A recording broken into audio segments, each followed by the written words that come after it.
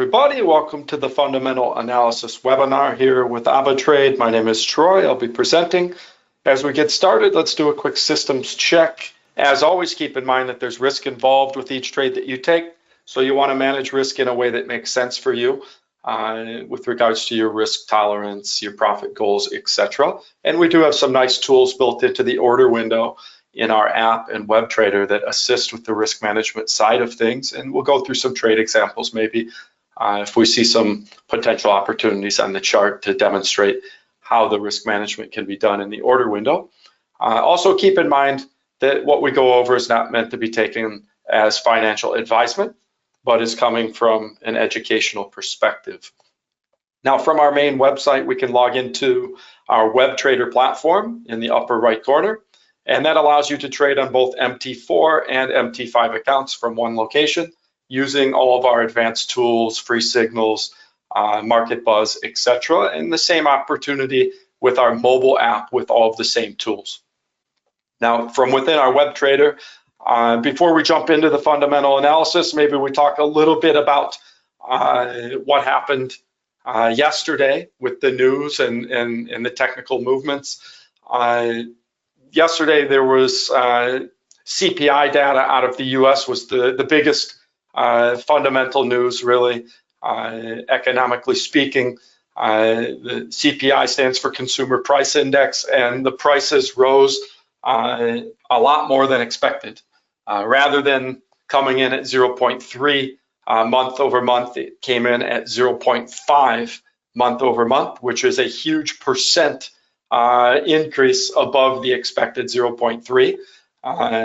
Considering if it went to 0.6, that would be 100% higher than 0.3. So 0.5 was still quite a bit higher, more than 50% above the expected 0.3. So 0.5, it might sound small, but that was actually quite a big deal to come in, as they call it, hot, with the inflationary data there. And year over year, it also was higher than expected increase, going right along with it. So markets immediately sold off the equities, the major indices around the world, not just in the US, but the US markets in particular dropped a bit further than the other markets and recovered less. For example, the DAX dropped and the FTSE, but they both recovered to new all-time highs after the big push down, whereas the US indices did not do that. Now, today, beyond the inflation fears out of the US, we also now have the expectation that President Trump will officially announce reciprocal tariffs on every nation that the US does trades with. And he wants a better deal in terms of tariffs that are charged against the US as the US imports products to other countries. And so he promises to enact legislation, I think officially today, that whatever tariffs are charged against the US for any particular country who imports US products, that those same tariffs will be charged against their products coming into the US. And so there's a bit of volatility today and fear about that, understandably. And I think the expectation is morning time, New York. I don't know, 9, 10 in the morning, something like that, New York time, that this official announcement might be made by President Trump. So there's some nervousness there. And so we can look at the charts even without looking at economic announcements, and we can see the movements. Like here's the US 500. Here's the drop with the CPI data yesterday, immediate and large. Here's the bounce back, not quite reaching new all-time highs, not breaking above these high marks. And then today, pushing down again with what could still be a hangover from the high CPI data, the fear from that, but also potentially from fears about what we just alluded to, tariffs being enacted against many countries who import products into the US. And so we see this volatility with a huge drop, a pullback, a drop off today, a little bit of a bounce back. Fundamentally speaking, there's probably the likelihood that somewhere in this area, whether it's this current resistance level here, which was support yesterday, support, and then the breakthrough, or perhaps this could try to push back up to where it was earlier today before the drop down.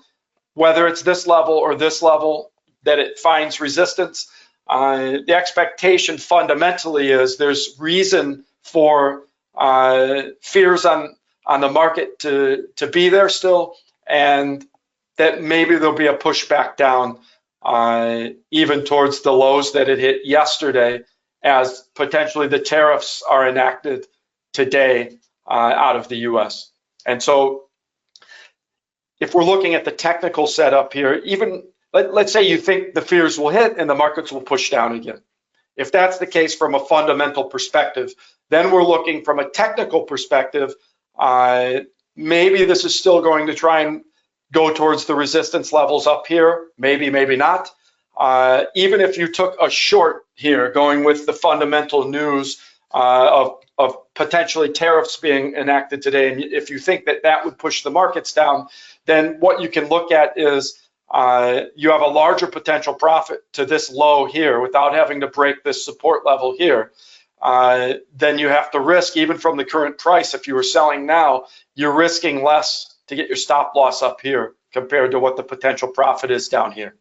And so you could look at it as saying you have two resistance levels, technically speaking, in your favor, that it would have to break this resistance level and then break this resistance level to hit your stop loss if you get your stop loss up here. Whereas to hit your take profit, it's got kind of clear sailing to the first major support level down here without having to break these lows from yesterday.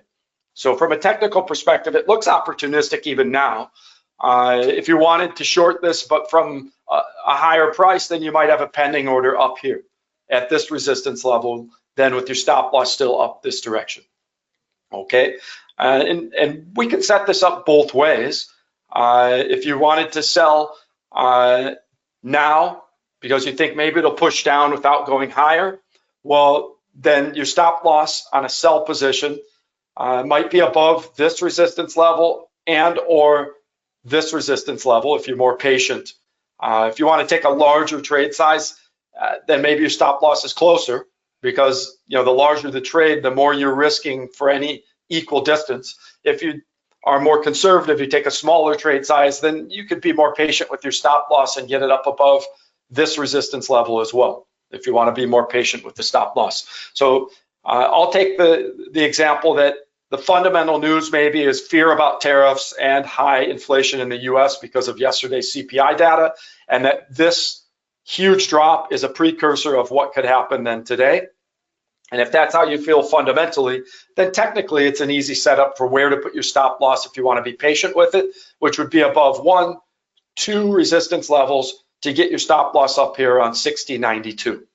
Okay, so stop loss 60.92. Okay, take profit just before today's low if you think it'll push back down there, or just before yesterday's low if you think it'll push back down towards where it was yesterday. So maybe 60.26, 60.30, something like that. And so if I do 60.30, it's right here, and it's just before these lows down here. So you don't even have to break yesterday's low to hit your take profit. So take profit 60.30.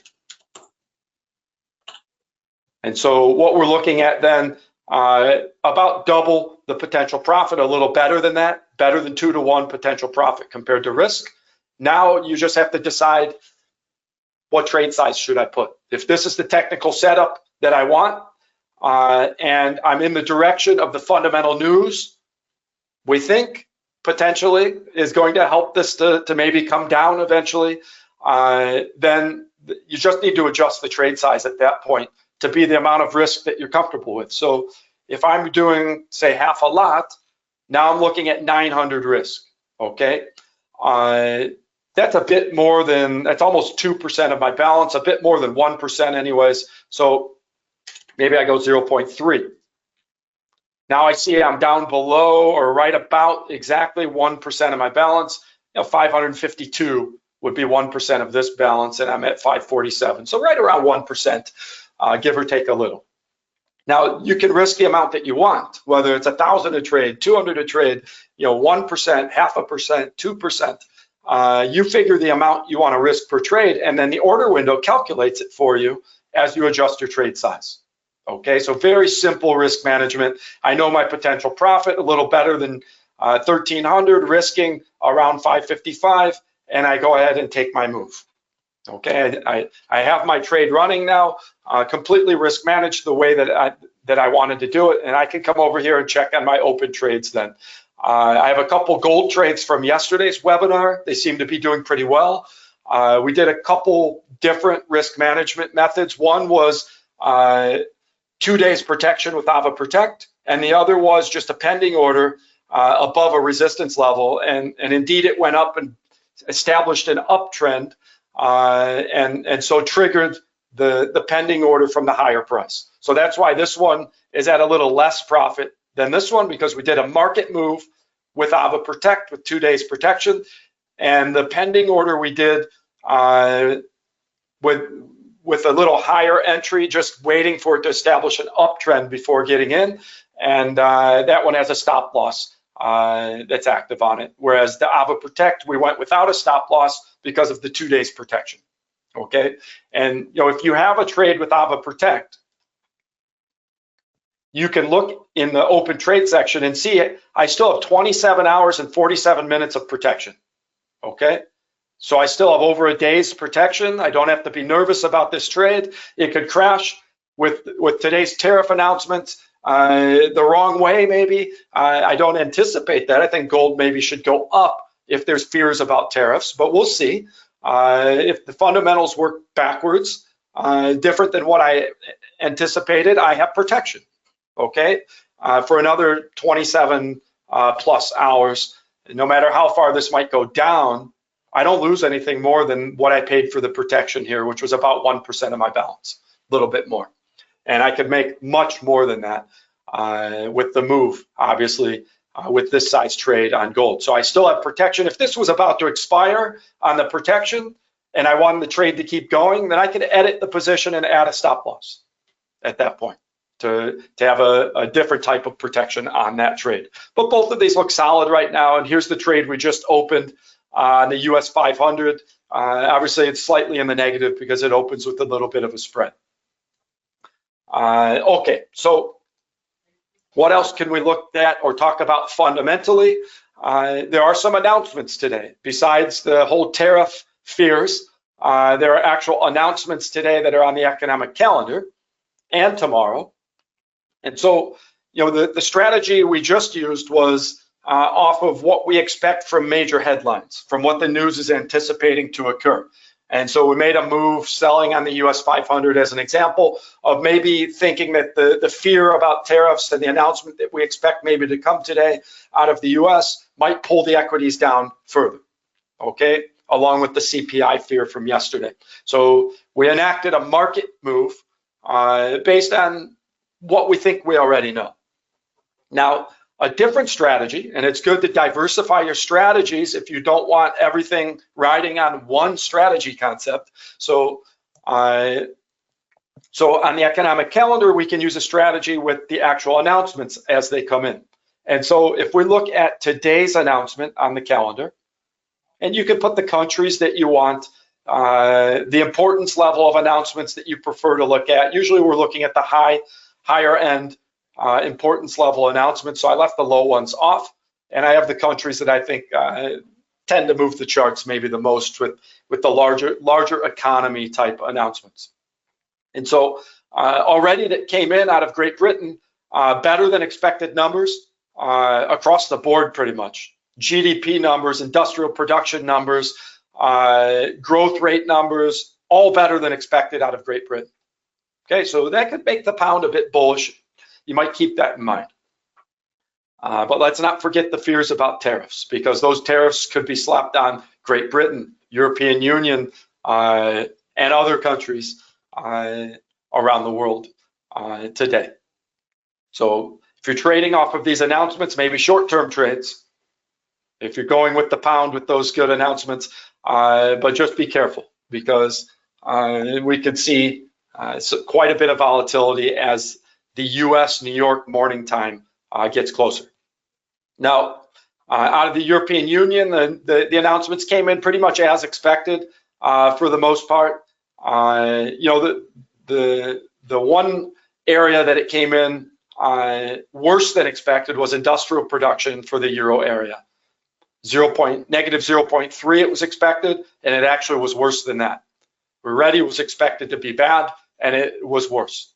So overall, more negative than positive out of the Euro area with the economic announcements. So maybe pound against the Euro, you might be leaning pound based on all of this economic data. Now, if we're looking at announcements that have not occurred yet, what we've seen lately is there's a big focus in the US on jobless claims numbers and job numbers, okay? So today, initial jobless claims are coming in, expected to be pretty flat from 219,000 to be down a little to 215,000. Now, obviously, the higher this number is, that's bad news for the US because we're talking jobless claims, meaning people who don't have a job and are maybe filing for unemployment benefits. So initial jobless claims, if these come in higher than expected, that's considered bad news for the US economy, and lower than expected is considered good news.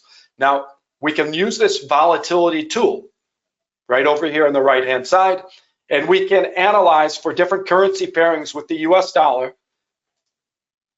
and different time frames after those past announcements. How did the movements go on that currency pairing? Okay, so if we say Euro USD 4 hours after each of these past events, and these are all initial jobless claim announcements. Okay, the same announcement that's about to occur today, when they occurred in the past, and the dates are here, this goes back the past year or so, how has this currency pair moved based on how the announcement came in? So if it comes in above forecast, meaning bad news for the US, what has happened?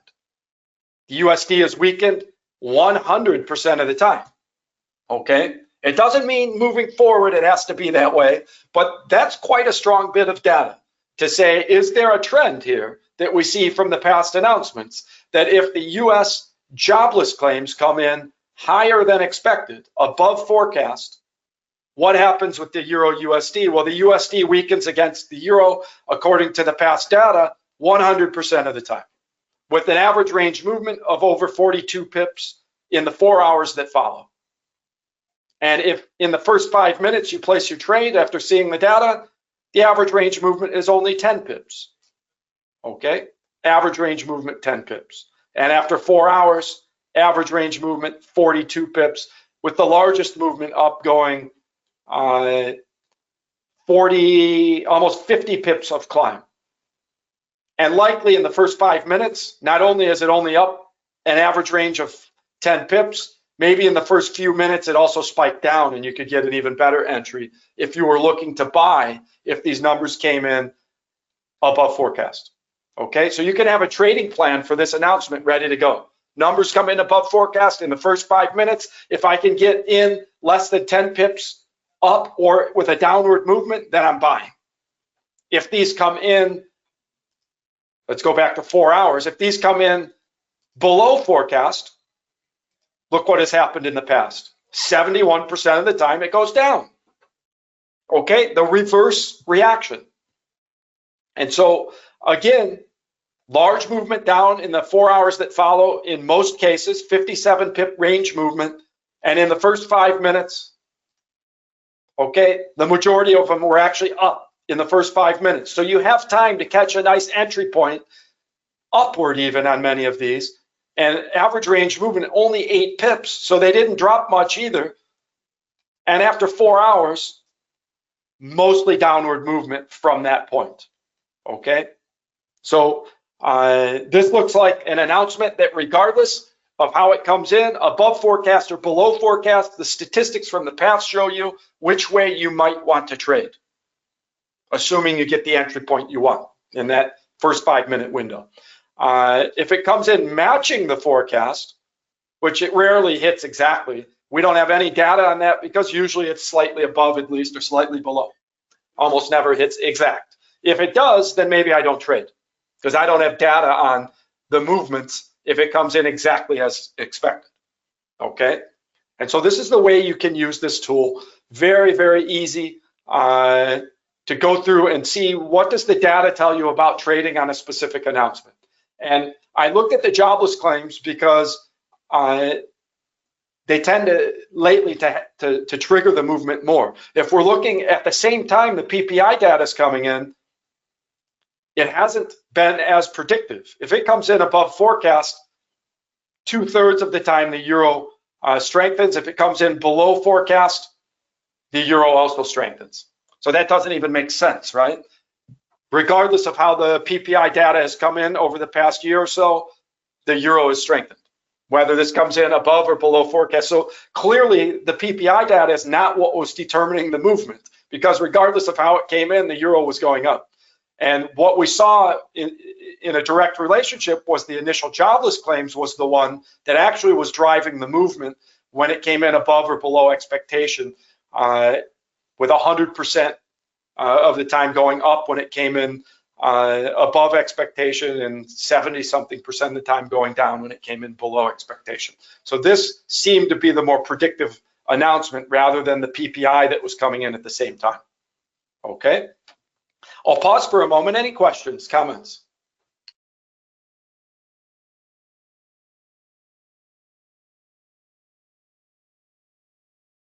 And I'll keep an eye out for any questions coming in. We can look at tomorrow's announcement schedule.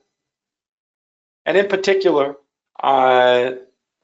we've got some announcements that are high level out of the US retail sales. Okay, I like to look at the high level announcements from the larger economies. We do have GDP growth rate data out of the European Union as well. It's not labeled as high impact, but it still certainly can have an impact. If the GDP data comes in above forecast, looks like that's not listed, it's grayed out here, so it looks like that it hasn't really occurred. Below forecast hasn't occurred, it's grayed out. Matching the forecast, that's what's happened each time. So we've got data only if it matches the forecast for that, and each time the euro strengthened against the USD when the GDP growth rate data year over year matched the forecast. Not a huge movement, 33 pips. I don't think my favorite announcement to trade on. Retail sales out of the US month over month, year over year. These tend to cause some big movement on the charts. Euro USD pairing, if it comes in above forecast, 86% of the time, the USD strengthens and pulls the euro down. That's pretty convincing data with a lot of data points, and the only one that went up barely went up. Okay, so large range movement over 44 pips. After 4 hours, 86% of the time downward movement. Okay, if it comes in below forecast, the flip opposite, 80% of the time upward movement with over 40 pips, 41, almost 42 pips average range movement, only one that went down. Okay, and again in the first 5 minutes, average range movement much less, below 20. After 4 hours, average range movement over 41 pips. Okay, so you try and find your entry point that's opportunistic. If in this case you were wanting to buy because the data shows you 80% of the time that's the direction it ended up after 4 hours, when it came in below forecast for the retail sales, then maybe that's what you're trying to find an entry point that's low in that first 5 minutes. And if it comes in above forecast, you're trying to find a high entry point in the first 5 minutes because most of the time it dropped in the past after 4 hours. Okay, after 5 minutes, around, again, under 20 pip movement. And it doesn't take 5 minutes to place a trade. So in the first minute, maybe you get it in before it even goes that far, or maybe it spiked up. And then after 4 hours, you hope that it follows the trend that it has in the past 86% of the time. Okay, very powerful tool. If you can catch the entry points you like with announcements coming in, maybe you can predict these movements more times than not with this strategy. Any questions, comments on using the economic calendar? I'll pause for a moment.